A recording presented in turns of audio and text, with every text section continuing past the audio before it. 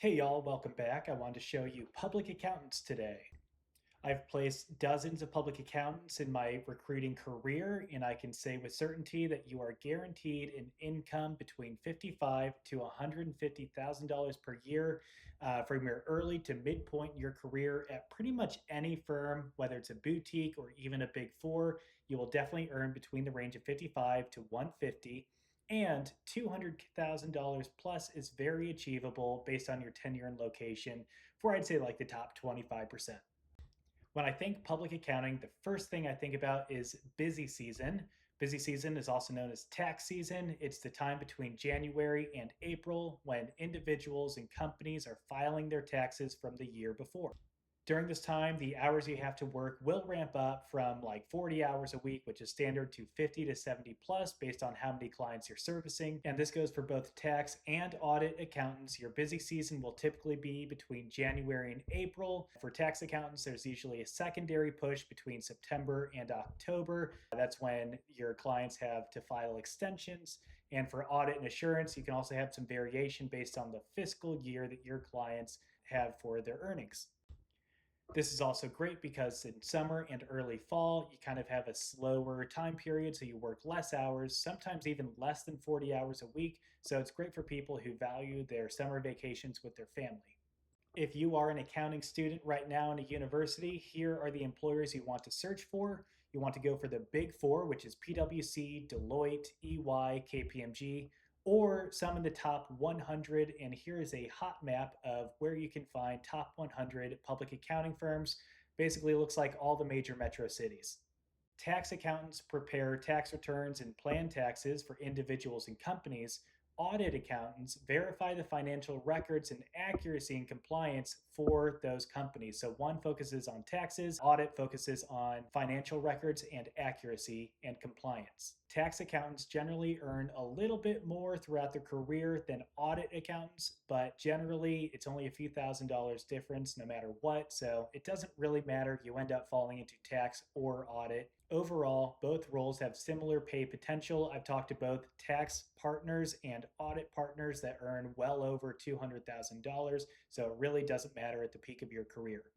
For this video, I took screenshots of a couple of people from LinkedIn's career progression. I would say these two individuals have the ideal career progression in this profession. You can see they basically stayed with the same company and just went up the ladder. And I also tacked on from what I know to be the salary range that you can expect for each level up the ladder. You can see that tax staff will earn somewhere between 55,000 to 70,000.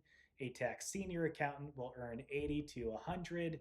A tax manager will earn, from what I know, 100,000 and up. Here it shows 110 to 160. Shareholder in training or junior partner will earn about 150.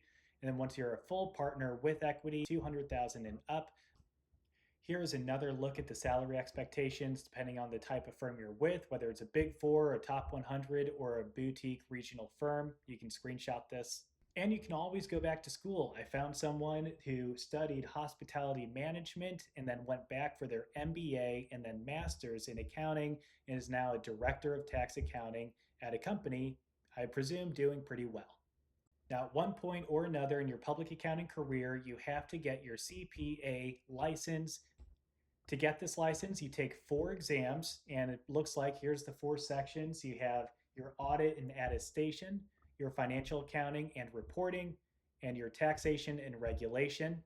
And then the 4th one is a discipline selection. Looks like you can choose between the business analysis and reporting, the ISE information systems and controls, and the TCP tax compliance and planning. The CPA license usually unlocks the promotion between tax and audit senior to tax and audit manager. It unlocks the ability to earn over $100,000 a year at most firms, and you must pass all 4 exams within an 18 to 30 month window. And it looks like you have to get a passing score of 75% plus on each exam in order to move on to the next one. I was curious, so I asked Grok, hey, is Algebra 2 basically the most math you need to know to be good at public accounting? And it confirmed, yes, Algebra 2 is more than enough math for most accounting work and to become a CPA. So here are my thoughts. I think it's the best career for math-minded people. So if you do well in math in high school, I would consider being an accountant or studying accounting when you get to college. I would say go for a Big Four or a top 100 firm. I would Google in any state, wherever city you want to live, who the top firms are in the area. Maybe just go down the list of top 100 firms and see if they have a local office and then call in or apply online. And then it looks like the work life balance is more accessible the higher up you go. This is because the tax and audit associates and seniors are doing most of the prep work. And then once you're a tax manager, tax director, and partner, you're doing more review work for what those tax and audit seniors and associates prepped. I would also say the work life balance is good for the summers, but get a little crazy during the beginning of the year from January to April. Of course, it's going to vary, but I do see a lot of my clients go on vacation in the summer, so it can't be all that bad.